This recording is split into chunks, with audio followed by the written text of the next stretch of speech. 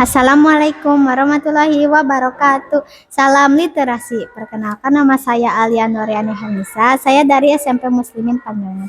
Di sini saya akan membacakan puisi yang berjudul Buku Adalah Sahabat Dekatku. Buku adalah sahabat dekatku. Dalam gelap kau datang menyeru. Kau bisikan mimpi di batas asa. Langkahku kecil namun hatiku besar. Menggapai bintang yang tak pernah pudar. Hari demi hari ku lalui sendiri.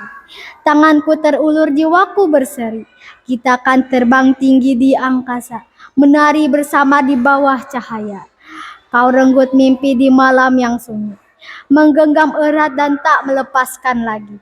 Mimpi indah terjaga olehmu, takkan pernah padam walau badai menghadang. Hari-hari ku lalui dengan belajar demi masa depan yang cerah. Impianku berada di tanganku sendiri.